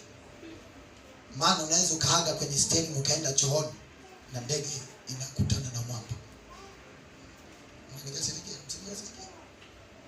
Umewahi kumwona mhubiri anahubiri ghafla amebanwa kuhama anakimbia chooni kwanza, anasema ngoja nikimbie chooni kwanza nirudi. Ndivyo ilivyo maisha ya utumishi. Huwezi ukakimbia wito wako ukasema nitarudi baadaye. Ukirudi utakuta kuna mwingine ameendelea. Kumng'oa itakuwa ni shida. Kama wito ni ndani ya moyo, angalia moyo wako usikaliwe na adui ambaye hajakuita. Mwache Yesu akae kwenye moyo wako aliyekuita, ambapo yeye atakuongoza. Sema mimi ni njia, kweli na uzima.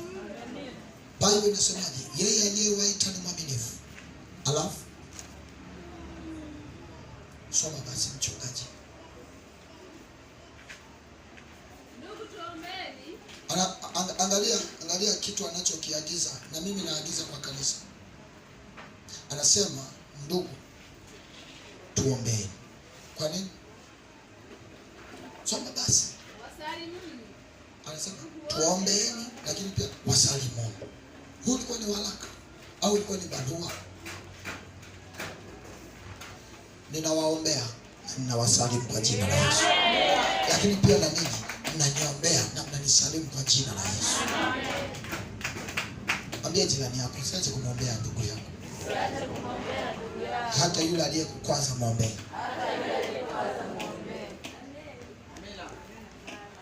Hata yule ambaye amekuwa sababu ya wewe kuanguka, muombee. Kwa sababu asingeanguka, usingeanguka, tusingejua kama kuna mahali unahitaji msaada wa kuimarishwa. Unaonaje mtu anajionyesha kwamba miguu yake imesimama, anaenda kumbe amejilazimisha, anafika pale barabarani anaanguka katikati ya lami.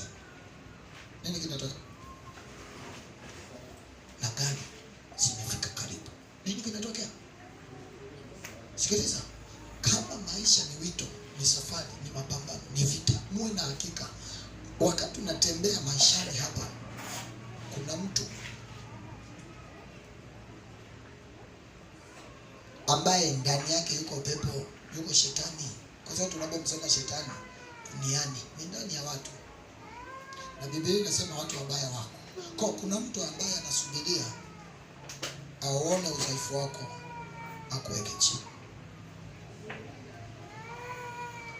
Mwaka fulani nilikuwa Geita. Nilikuwa napambana kutafuta kazi wakati nimehitimu form 4. Nikiwa kule naomba neema ya kuingia mgodini jiji. Kuna ndugu yangu yuko kule. Hata ukimpigia simu apokee. Sio kwamba namkasirikia. Ana uwezo. Amejenga hapa Lamadi, sitakwambia. Ni nyumba ya milioni 200 na sehemu yuko hapa Lamadi. Kila siku kanyaga hapo kwa kiminduka. Lakini sikiliza nikwambie kitu. Mwanangu. Wakati nikiwa kule natafuta kazi, Bwana ananiambia sijakuita huko. Mungu waga anafuatilia. Toka. Nikatoka kabla sijapata. Lakini kuna kitu nilijifunza.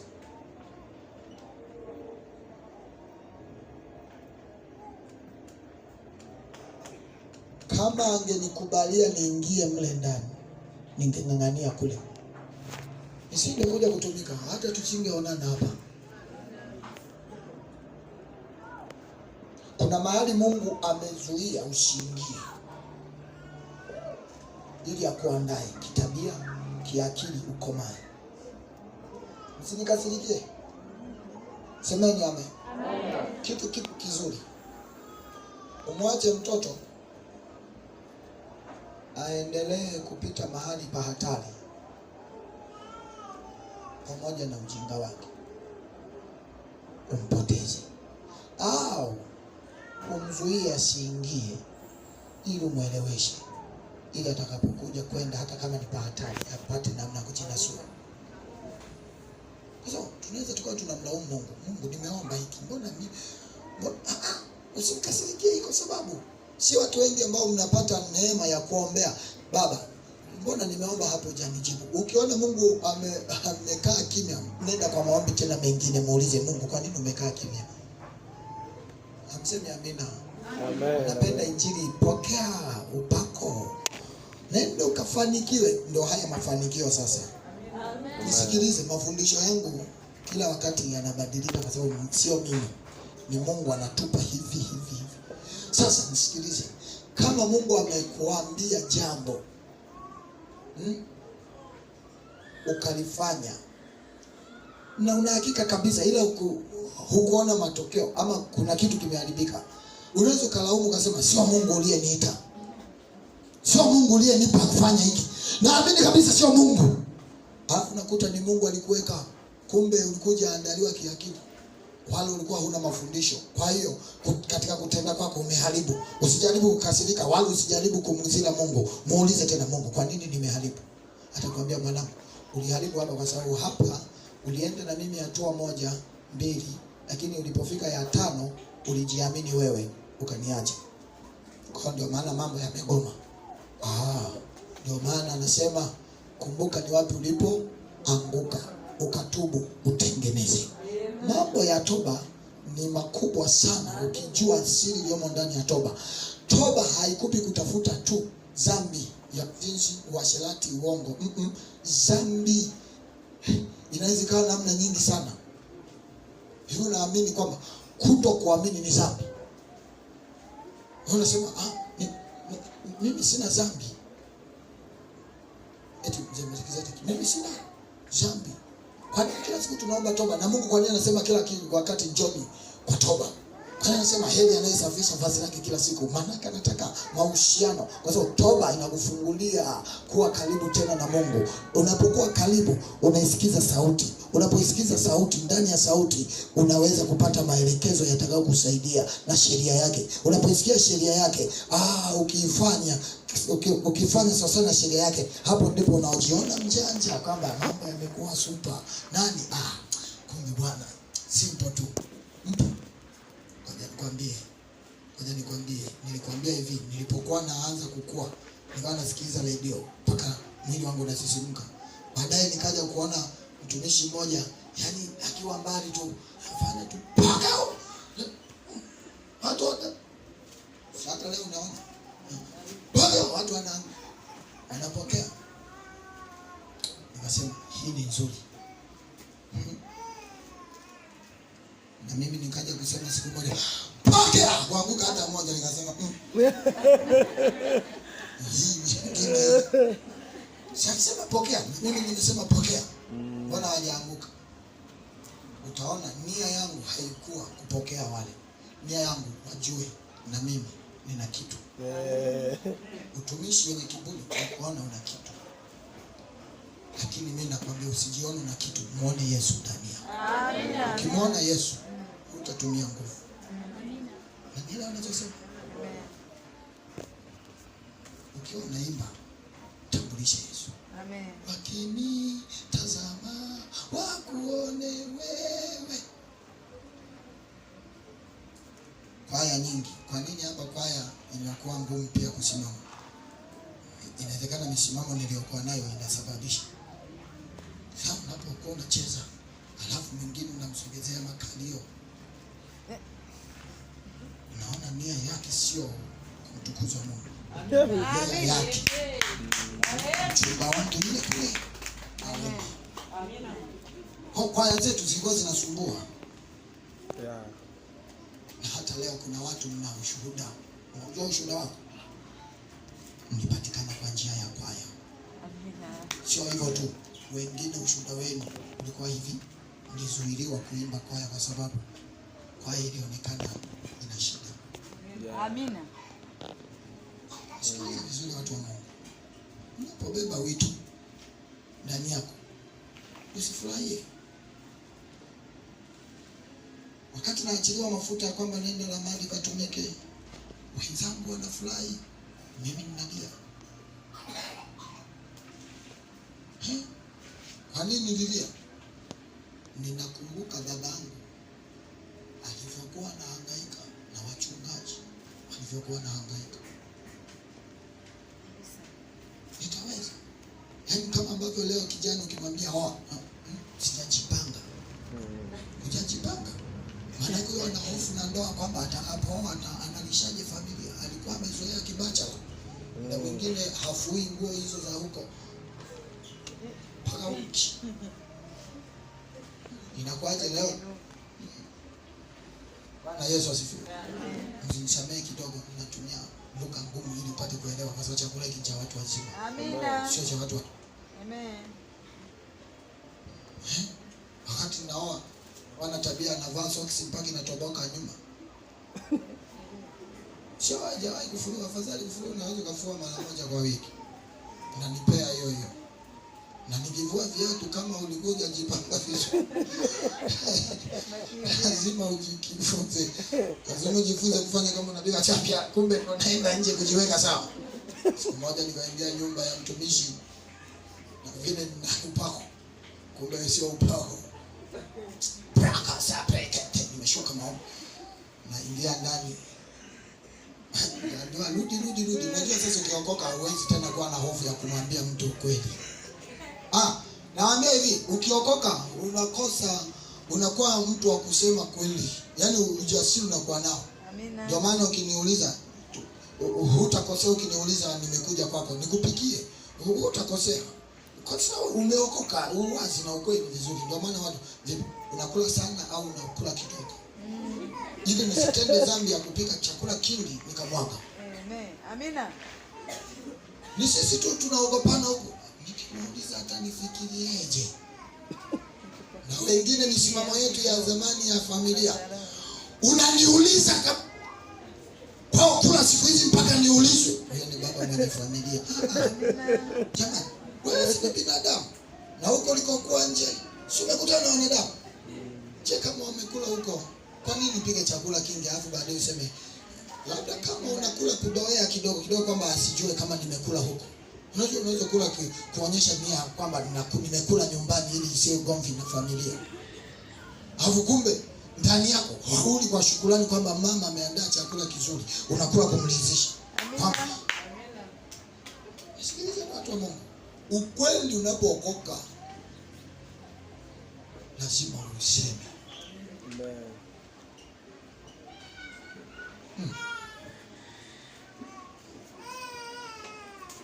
Usikilize kitu kimoja. Asante Roho Mtakatifu. Kwa nilipokuwa ninaingia hiyo eneo, viatu vyangu nimevivua hivi, naingia ndani, harufu imeshatangulia kabla. Nashangaa nakutana na mtu pale varandani. Hebu njoo kwanza huku. Kuliko kuna shida gani? Au kuna kazi gani? Si unajua sasa ukiwa chini ya kiongozi, alafu ameshagundua shida hiyo, atataka asikuumize moyo. Hebu nikafuata. Ambia leo tuna ufunuo. Ufunuo gani? Kila anayeingia huko tunanawa miguu. Nikajua kesi imeisha. Sio. Na mimi ninamshukuru alinisaidia kwa mwanzo. Bwana Yesu asifiwe. Kwa unapooa ukubali mabadiliko. Amen. No reform, no lineage. Wanasema sina uchaguzi. Wanasema no reform, hakuna mabadiliko, hakuna kuoa. Okay. Ukiamua kuoa, tengi. Ni kwa sababu unataka kubadilika. Ukibadilika utaamua kuoa au kuolewa pia. Nenda kule nje utakuta dada anasema mimi siolewa. Lakini sio kwamba hana maana hataki mume. Mume ni naye hata kama ni wasiri. Nitamtaka. Kwa sababu ni mtamaa. Sio nielewa. Lakini olewa sasa ni kipengele kingine. Kwa sababu ndoa itakushape mpaka tabia ya kuongea. Hautaongea vile unavyoongeaga. Yeah. Mndisha na ukorofi wako na kujua. Wewe ukaongea mbele ya Joyce, vile unavyoongeaga huko nje. Pale kwenye view. Ukifika kwake ujiandae kujibu maswali, kwa sababu akikupokea tu kuna swali. Na ukijibu kuna swali. Hapo sasa. Na Mungu anataka hivyo. Hataki tupoe wala kukurudia. Na ndio maana kufundisha misingi kwamba unapoenda mbele za Mungu, unanielewa? Kwamba Mungu, nimeomba hapa hujanijibu. Kuna shida gani? Amen. Ataeleza, lakini pia hata kaa kimya, atakwambia fanya hivi, lakini ile fanya hivi mpaka umemuuliza. Yule mtu anauliza, Bwana, nifanye nini? Nipate nini? Uzima wa milele. Swali linakuja, wasijua sheria. Alisemaje? Usihangaike. Tangu kuzaliwa kwangu usiue, usizini, usiibe, usitamani. Anasema katika hayo yote heko umepungukiwa na moja. Kauze mali zako. Hilo moja ambalo unalizalau ndio limebeba uzima wako. Nasema hivi, hilo moja ambalo umelizarau katika maisha yako ya utumishi, hilo ndio limebeba uzima wako. Hilo moja ulilolizarau ndio limebeba mafanikio yako. Na ndio maana Mungu huu mfano unanipa kumshangaa huyu mtu alisema alipata wapi ujasiri wa kusema wewe wakusanya mahali ambapo hujatawanya. Hiyo moja aliyokuwa nayo alitoa wapi? Hapo sasa. Kile ulichokizarau wewe. Aisee, kuna mtu anakitamani hicho akifanye kazi ili afanikiwe. Utanisamehe. Lakini na hakika nakulisha chakula cha kukushibisha. Uongezeke. Si kila chakula kinakushibisha. Na si kila chakula unachokula ni kwa ajili ya kujenga afya ya mwili wako. Wengine tunakula ili kuondoa usumbufu wa minyoo iliyoko tumboni huku itulie. Amen. Unakula kwa sababu tumbo halina kitu. Hauli. Kwa mfano ukichukua wali mchele huo ukapika tu bokoboko, hakuna lishe yoyote. Hakuna lishe yoyote. Usinikasirikie. Naonaga tu mama mnalisha tu bokoboko mtoto ndio bokoboko. Bokoboko. Anapenda bokoboko. Afya ndio inaendelea kupungua. Na uzito unapungua. Ukienda kwenye mzani kale kachaki kanashuka badala ya kupanda. Sasa kuna shida gani? Kuugua haugui, ni kweli. Haugui.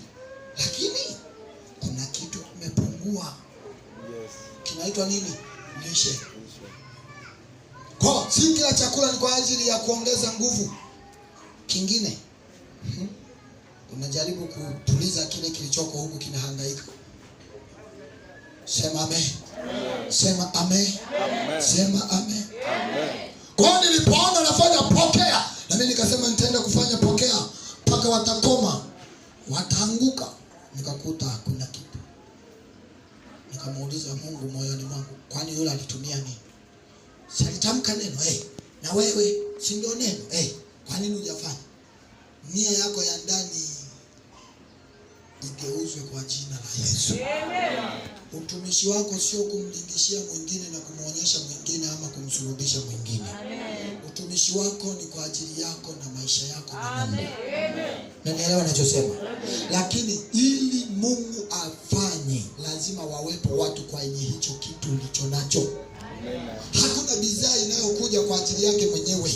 Bidhaa yoyote ambayo inakuja inamfaa mtu fulani. Kama unanibishia, jaribu kwenda kwenye maduka ya dawa. Utafikiria makopo yote ni ya kwako. Tafuta la kwako. Ukilipata la kwako, nenda. Ukilikosa, nenda. Sio unanielewa? Sio unanielewa? Na maanisha nini? Umekuja hapa leo hujapata la kwako, usijaribu ukasirika. Labda wiki ijayo ndio la kwako. Lakini mimi naongea na wewe, hili ni la kwako. Chukua hili la kwako, litakusaidia. Amen, amen. Kanisa kama shule tunahitaji kuwajenga. Amen. Huwezi ukaudharau wokovu kwa sababu ndicho kinachobeba hatima ya maisha yako. Amen. Anasema mtu ataponaje sipo ujali wokovu. Kwa hiyo nilipojikuta nia yangu ya ndani ni watu wanione, wanishangilia na nini natumia. Jamani, narudia tena. Sifurahi sana kuniambia Apostle, kwa kweli Mungu anakutumia kwa viwango vingine. Sifurahi sana. Ila huwa naendelea kumdai Mungu. Maana ukiniambia hivi, kwa mtu mwenye akili iliyokomaa sasa, hasemi leo hata nisipoomba na upako yapo tu. Budi hicho. Hata nisipofunga upako upo tu. Ukikutana na mtumishi wa Mungu anakuambia kwamba mimi hata sifungi sana. Anavifunga. Niulizeni kwa nini? Nimewaambia kila jibu linazaa swali. Ongeeni basi niulizeni. Kwa nini? Yesu alipokuwa anatoa maelekezo kwa watumishi wake 12 kwa namna ya practical, akiombea alisemaje? Kwa namna hii, kwa namna hii. Amsome Biblia na mnataka mjue Mungu. Kwa namna hii haitoki ila kwa kufunga na kuomba. Usijaribu kunikasirikia hata kidogo. Maandiko Amen. yanakusaidia wewe. Ninapotazama muda ni kama natamani niendelee kama nimeanza upya, lakini ndio kumbe naenda kumaliza. Nasema hivi, watu wa Mungu, watu wa Mungu, watu wa Mungu. Leo nimeongea kwa utaratibu na upole sana. Amina. Maana yake ni moyo wa Mungu anakutaka wewe. Ni kweli tunahitaji kufanikiwa duniani, lakini lazima balance maisha yako kwa Mungu